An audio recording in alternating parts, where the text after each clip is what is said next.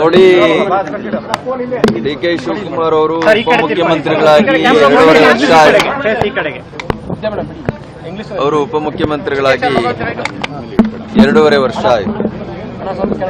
ನಾವ್ಯಾರು ಕೂಡ ಅವ್ರನ್ನ ಬಂದು ನೋಡುವಂತದ್ದಾಗ್ಲಿ, ಅವರಿಗೆ ಅವರ ಆಡಳಿತಕ್ಕೆ ತೊಂದರೆ ಕೊಡುವಂತದ್ದಾಗ್ಲಿ ನಾವು ಮಾಡಿಲ್ಲ. ಈಗ ಅನಿವಾರ್ಯ ಸಂದರ್ಭ, ಅವ್ರನ್ನ ಮಾತಾಡಿಸ್ಬೇಕು ಅನ್ನಿಸ್ತು, ಅವ್ರ ಆರೋಗ್ಯ ವಿಚಾರಿಸಬೇಕು ಅನ್ನಿಸ್ತು, ಅವರ ಯೋಗಕ್ಷೇಮ ಕೇಳಬೇಕು ಅನ್ನಿಸ್ತು. ಹಾಗಾಗಿ ಸಮುದಾಯದ ಪರವಾಗಿ ಬಂದಿದೆ. ನಿನ್ನೆ ಈಗ ಅದನ್ನೇ ನಾನು ಹೇಳಿ ಕೊಟ್ಟಿದ್ದೇವೆ. ನಿಧಾನ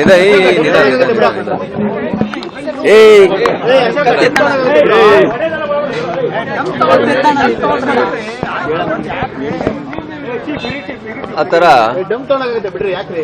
ಈಗ ಕೆಂಗಲ್ ಹನುಮಂತಯ್ಯನವ್ರನ್ನ ಕಾಂಗ್ರೆಸ್ ಪಕ್ಷ ಮುಖ್ಯಮಂತ್ರಿ ಮಾಡಿತು. ಅವ್ರನ್ನ ಯಾವ ರೀತಿ ನಡೆಸ್ಕೊಂಡ್ರು, ಅದಾದ ನಂತರ ಮಾನ್ಯ ದೇವೇಗೌಡರು ಪ್ರಧಾನಿ ಆದ್ರು.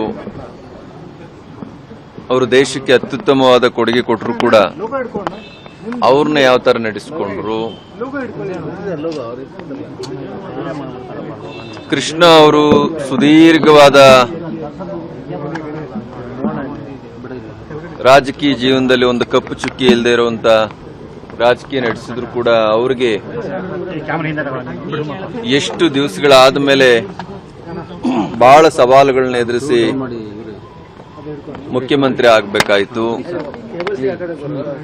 ಕುಮಾರಸ್ವಾಮಿ ಅವರು ಯಾರ ಹತ್ರನೂ ಕೂಡ ಹೋಗಿ ಕೇಳಿರ್ಲಿಲ್ಲ. ಸ್ವತಃ ಕಾಂಗ್ರೆಸ್ ಪಕ್ಷದ ಮುಖಂಡರು ಹಿರಿಯರು ಇಲ್ಲ, ನಮ್ಮ ಪಕ್ಷದ ಸಹಕಾರ ತಗೊಂಡು ನೀವು ಮುಖ್ಯಮಂತ್ರಿಗಳಾಗಬೇಕು ಹಾಗೆ ಅಂತೇಳಿ ಹೇಳಿದಾಗ ಅವರು ಮುಖ್ಯಮಂತ್ರಿಗಳಾದ್ರು.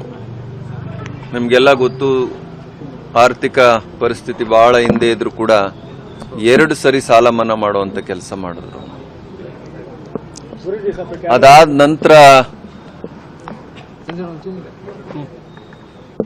ಶಿವಕುಮಾರ್ ಅವರು, ಅವರ ಪಕ್ಷದ ನಿಷ್ಠೆಯನ್ನು ಯಾರು ಕೂಡ ಪ್ರಶ್ನೆ ಮಾಡಕ್ಕಾಗೋದಿಲ್ಲ. ನಮ್ಮ ಸಮುದಾಯದ ಅಗ್ರಗಣ್ಯ ನಾಯಕರಲ್ಲಿ ಶಿವಕುಮಾರ್ ಅವರು ಕೂಡ ಒಬ್ರು. ಅವರು ಆ ಪಕ್ಷಕ್ಕೆ ಕೊಟ್ಟಂತ ಕೊಡುಗೆ ಮತ್ತು ಅವರ ಪಕ್ಷ ನಿಷ್ಠೆಗೆ ಅವರು ಅನುಭವಿಸಿದಂತ ನೋವು ಬಹುಶಃ ಆ ಪಕ್ಷದ ಇತಿಹಾಸದಲ್ಲೇ ಯಾರು ಕೂಡ ಅಷ್ಟು ನೋವುಗಳನ್ನು ಅನುಭವಿಸಲಿಲ್ಲ ಪಕ್ಷ ನಿಷ್ಠೆಗಾಗಿ.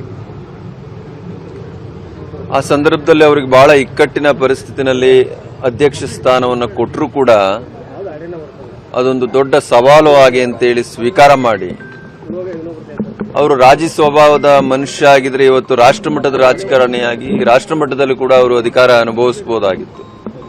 ಆತ ಸ್ವಾರ್ಥಿ ಅಲ್ಲ ಮತ್ತು ನಿಯತ್ತನ್ನ ಎಲ್ಲೂ ಕೂಡ ಬಿಟ್ಟುವಂತ ವ್ಯಕ್ತಿ ಅಲ್ಲ. ಇದೆಲ್ಲ ಲಾಯಲ್ಟಿ ಕೂಡ ಅವರ ಪಕ್ಷ ಮತ್ತು ಸೋನಿಯಾ ಗಾಂಧಿ, ರಾಹುಲ್ ಗಾಂಧಿ ಅವರ ಕುಟುಂಬಕ್ಕೆ. ಬಹಳ ಸವಾಲುಗಳನ್ನ ಎದುರಿಸಿ ನನಗೆ ಶಿವಕುಮಾರ್ ಅವರು ಸಿಕ್ಕಾಗ ಹೇಳ್ತಾ ಇದ್ರು ಎಲೆಕ್ಷನ್ ಟೈಮಲ್ಲಿ, ಸುರೇಶ್ ನನ್ನ ಬೈತಾರೆ, ನೀವು ದುಡ್ಡೇ ಇಲ್ದಿದ್ರೆ ಯಾಕೆ ಎಲೆಕ್ಷನ್ ಫೇಸ್ ಮಾಡ್ತೀನಿ ಅಂತ ಹೇಳ್ತೀರಾ ಅಂತ. ಬಹಳಷ್ಟು ಆಸ್ತಿಗಳನ್ನೂ ಕೂಡ ಕಳ್ಕೊಂಡು, ಇವತ್ತು ಅವ್ರಿಗೆ ಅನುಕೂಲ ಇರಬಹುದು, ಅವತ್ತು ಆಸ್ತಿಗಳನ್ನ ಕೂಡ ಮಾರಾಟ ಮಾಡಿ ಅವರ ಪಕ್ಷವನ್ನ ಅಧಿಕಾರಕ್ಕೆ ತರುವಂತ ಕೆಲಸವನ್ನ ಮಾನ್ಯ ಮುಖ್ಯಮಂತ್ರಿಗಳಾದಂಥ ಸಿದ್ದರಾಮಯ್ಯನವರ ಸಹಯೋಗದೊಂದಿಗೆ ಇವತ್ತೊಂದು ಸುಭದ್ರ ಸರ್ಕಾರವನ್ನು ತಂದು ನಿಲ್ಲಿಸಿದ್ದಾರೆ. ನಾವು ಕೇಳೋದಿಷ್ಟೇನೆ, ಅವರ ಮಾತುಕತೆಗಳು ಏನೇ ಇರಲಿ, ಈಗ ಇಂದ ಅಂತ ಹಂಗಾದ್ರೆ ಒಕ್ಕಲಿಗರು ಬ್ಯಾಕ್ವರ್ಡ್ ಕ್ಲಾಸ್ ಅಲ್ವೇನು? ಒಕ್ಕಲಿಗರು ಹಿಂದುಳಿದ ವರ್ಗದಿಂದ ಬಂದವರಲ್ವೇನು? ಅದರ್ ಬ್ಯಾಕ್ವರ್ಡ್ ಕ್ಲಾಸ್ ಅಲ್ಲಿ ಒಕ್ಕಲಿಗರು ಇಲ್ವೇನು? ಹಾಗಾಗಿ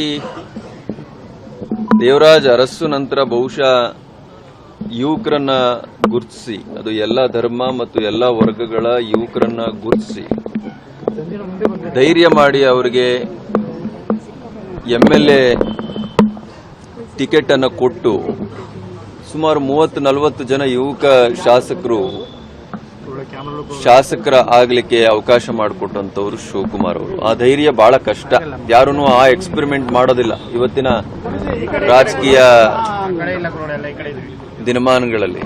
ಅದರಿಂದ ದೇವರಾಜ್ ಅರಸು ಬಿಟ್ರೆ ಬಹುಶಃ ಅಂತ ಒಂದು ದೊಡ್ಡ ಸಾಹಸವನ್ನ ಇವರು ಮಾಡಿದ್ದಾರೆ. ಮತ್ತೆ ದೇವೇಗೌಡರು ಕೂಡ ಆ ತರದ ಒಂದು ಪ್ರಯೋಗಗಳನ್ನು ಮಾಡಿ ಯಶಸ್ವಿ ಆದಂತವ್ರು. ಅದಕ್ಕೆ ನಾವು ಹೇಳುವಂಥದ್ದು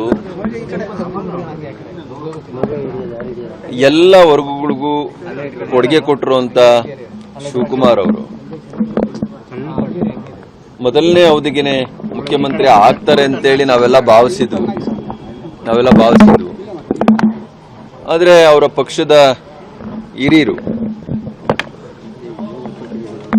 ಇಲ್ಲ, ಸಿದ್ದರಾಮಯ್ಯನವರು ಹಿರಿಯರಿದ್ದಾರೆ, ಈಗಾಗಲೇ ಅವ್ರಿಗೆ 75 ವರ್ಷ ಆಗಿದೆ, ಅವ್ರಿಗೆ ಒಂದು ಅವಕಾಶ ಕೊಡಬೇಕು ಮೊದಲನೇ ಬಾರಿ ಹಾಗೆ ಅಂತೇಳಿ ಶಿವಕುಮಾರ್ ಅವರನ್ನ ಕನ್ವಿನ್ಸ್ ಮಾಡಿದ್ರಿಂದ ಮತ್ತೆ ಇನ್ನು 2.5 ವರ್ಷಕ್ಕೆ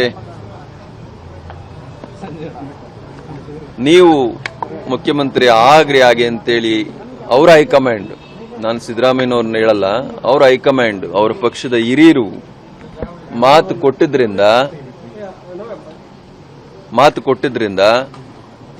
ಹೌದಾ ಬಂದ್ರ ಮಾತು ಕೊಟ್ಟಿದ್ರಿಂದ